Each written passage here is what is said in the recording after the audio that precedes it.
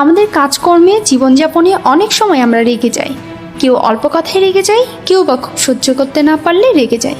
আবার কেউ কেউ সরাসরি রাগ প্রকাশ করতে না পারলেও মনে মনে রাগে ফেটে পড়ি। অবশ্য রাগ কন্ট্রোল করার ক্ষমতা সবার এক থাকে না, যদিও হার্মফুল অ্যাসপেক্টস অফ অ্যাঙ্গার। রাগ কমানোর জন্য আমাদের এটা জানতে হবে এই যে আমরা এতটা রেগে যাচ্ছি তাতে করে আমাদের কিছু ক্ষতি হচ্ছে কিনা। হ্যাঁ, রাগ যখন আমাদের মধ্যে দেখা যায় তখন আমাদের শরীর ও মন এক ধরনের রাসায়নিক প্রতিক্রিয়া সহ্য করে, যার ফলে রাগ আমাদের অনেকের মধ্যে মারামারি পর্যায়ে নিয়ে যায়। আমরা যখন কেউ রাগ অনুভব সম্ভব হবে। Find humour in the situation. আপনার রাগ চলে আসলেই সাথে সাথে আপনার রাগের এই মুহূর্তটা হ্যান্ডেল করতে হবে। তাই এই সময় যে ঘটনা বা যার কারণে রাগ হচ্ছে সেখানে যেভাবেই হোক মজা খুঁজে বের করতে হবে। এতে করে আপনার শারীরিক ও মানসিক ক্ষতির ঝুঁকি কমে যাবে।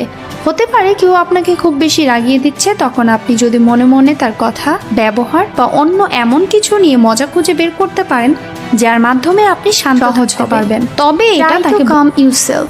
রাগ হওয়ার সম্ভাবনা দেখা দিলেই অবশ্যই শান্ত হওয়ার চেষ্টা করতে হবে। নিজেকে শান্ত করা যেতে পারে এটাই ভেবে যে এই সিচুয়েশনটা টেম্পোরারি, কিন্তু যদি রেগে যাই তবে আমার ক্ষতিগুলো আমাকে অনেক দিন কষ্ট দিবে। তাই যতটা সম্ভব গুরুত্ব না দেওয়া।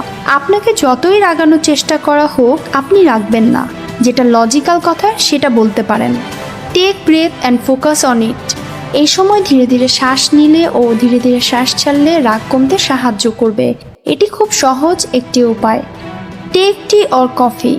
হঠাৎ করে রাগ বেড়ে যাচ্ছে আর রাগটা নিয়ন্ত্রণ করতে পারছেন না, কিন্তু এটা চা বা কফি নিয়ন্ত্রণ করতে সাহায্য করবে। কারণ চা বা কফির গ্রান নিলে ও ধীরে ধীরে পান করলে ব্রেইনে রিল্যাক্স অনুভূত হয়, তাই এটা করা যেতে পারে।